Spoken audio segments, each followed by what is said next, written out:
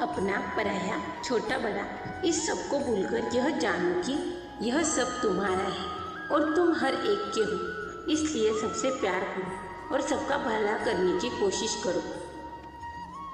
शक करने वाले इंसान के लिए खुशी ना तो इस दुनिया में है और ना ही कहीं, और इसलिए जो कर रहे हो उसे पूरे विश्वास से करो और जिसमें विश्वास हो उसे ही करो। परिवर्तन ही संसार। मनुष्य अपने विश्वास से निर्मित होता है। जैसा वो विश्वास करता है वैसा वो बन जाता है।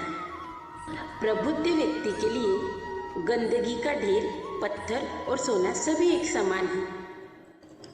जब जब इस धरती पर पाप, अहंकार, अधर्म बढ़ेगा तो उसका विनाश कर पुनर्धर्म की स्थापना करने हेतु मैं अवश्य ही अवतार ले।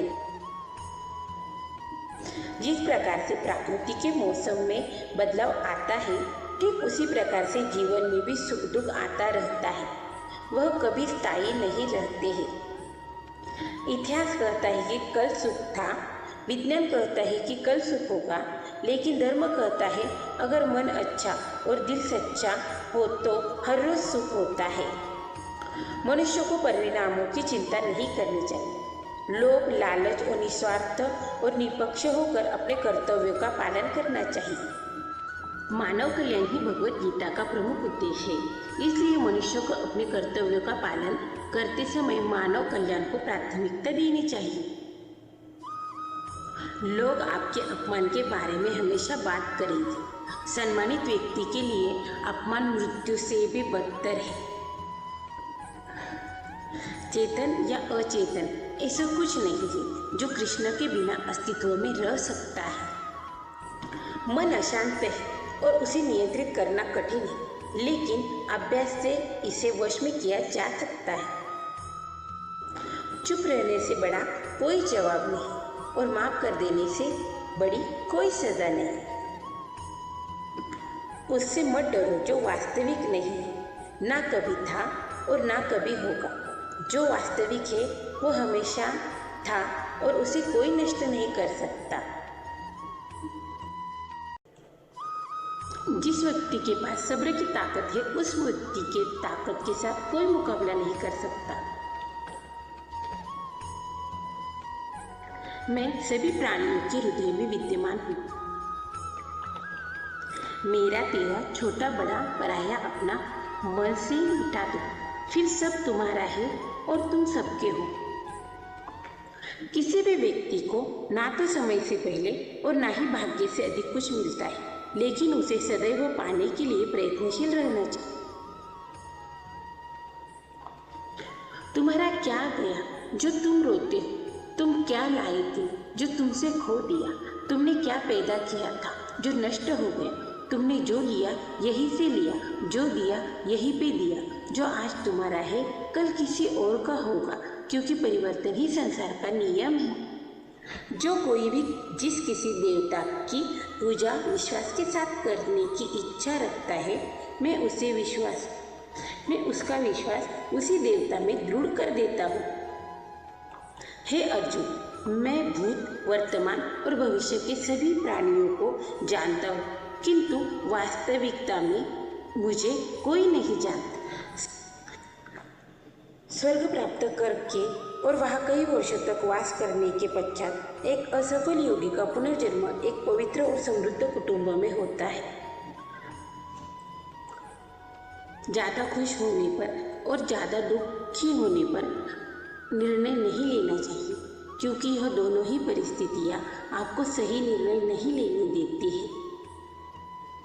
मनुष्यों को जीवन में चुनौतियों से भागना नहीं चाहिए और न ही भाग्य और ईश्वर की इच्छा जैसे बहानों का प्रयोग करना चाहिए। वह जो सभी इच्छाओं को त्याग देता है और मैं और मेरा की लालसा और भावनाओं से मुक्त हो जाता है, उसे शांति प्राप्त होती है।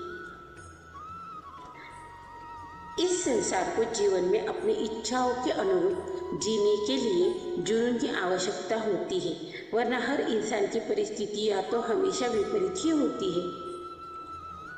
इस जीवन में ना कुछ होता है ना व्यर्थ होता है। जीवन न तो भविष्य में है न अतीत में है, जीवन तो बस इस पल में है। जो इस लोक में अपने काम की सफलता की कामना रखते हैं वे देवताओं का पूजन करते हैं। जिस मनुष्य के अंदर ज्ञान की कमी और ईश्वर में श्रद्धा की कमी होती है वह मनुष्य जीवन में कभी भी आनंद और सफलता को प्राप्त नहीं कर पाता। इस संसार में हम खाली हाथ आए थे और खाली हाथ ही जाए। जो आज हमारा है वह कल किसी और का होगा, इसलिए हम अपने जीवन में जो भी करते हैं उसे पूरी श्रद्धा के साथ करें और इष्ट देवता को अर्पण करना चाहिए। जब वे अपने कार्य में आनंद खोज लेते हैं तब वे पूर्णता प्राप्त करते हैं। जब तक शरीर है तब तक कमजोरियां तो होगी ही, इसीलिए कमजोरियों की चिंता छोड़ें और जो सही कर्म है उस पर अपना ध्यान लगाओ। जब इंसान की जरूरत बदल जाती है तब इंसान के बात करने का तरीका भी बदल जाता है। जो हमेशा मेरा स्मरण या एक चित्त मन से मेरी पूजा करता है मैं वैयक्तिक रूप से उसके कल्याण का उत्तरदायित्व लेता हूँ। कर्म योग वास्तव में एक परम रहस्य है। जो मनुष्य अपने मन को नियंत्रित नहीं कर पाता उसका मन उसके लिए शत्रु के समान कार्य करता है। आत्मा ज्ञान की तलवार से काटकर अपने हृदय से अज्ञान के संदेह को अलग कर दो। अनुशासित रहो, उठो। माफ करना और शांत रहना ऐसी ताकत बन जाओ कि पहाड़ भी रास्ता देंगे। ईश्वर की शक्ति मनुष्य के होश, भावनाएं और मन की गतिविधियों के माध्यम से सदा उनके साथ रहती है। बुद्धिमान व्यक्ति को समाज कल्याण के लिए बिना आसक्ति के काम करना चाहिए। बुद्धिमान व्यक्ति को समाज कल्याण के लिए बिना आसक्ति के काम करना चाहिए। हे अर्जुन, हम दोनों ने कई जन्म लिए हैं, मुझे याद है लेकिन तुम्हें नहीं। हे अर्जुन, वह जो वास्तविकता में मेरे उत्कृष्ट जन्म और गतिविधियों को समझता है वह शरीर त्यागने के बाद पुनर्जन्म नहीं लेता और मेरे धाम को प्राप्त होता है। जो लोग परमात्मा को पाना चाहते हैं वह ब्रह्मचर्य का पालन करते हैं। जो कार्य में निष्क्रियता और निष्कर्षता में कार्य देता है वह एक बुद्धिमान व्यक्ति है। मैं धरती की मधुर सुगंध हूँ, मैं अग्नि की ऊष्मा हूँ। सभी जीवित प्राणियों का जीवन और सन्यासियों का आत्मसंयम हूँ। तुम उसके लिए शोक करते हो जो शोक करने के योग्य नहीं और फिर भी ज्ञान की बातें करते हो। बुद्धिमान व्यक्ति न जीवित व्यक्ति के लिए और न ही मृत व्यक्ति के लिए शोक करता है। कभी ऐसा समय नहीं था जब मैं, तुम या ये राजा महाराजा अस्तित्व में नहीं थे। ना ही भविष्य में कभी ऐसा होगा कि हमारा अस्तित्व समाप्त हो जाए। वह व्यक्ति जो कभी इच्छाएं त्याग देता है और मैं और मेरा की लालसा और भावनाओं से मुक्त हो जाता है उसे परम आनंद शक्ति प्राप्त होती है।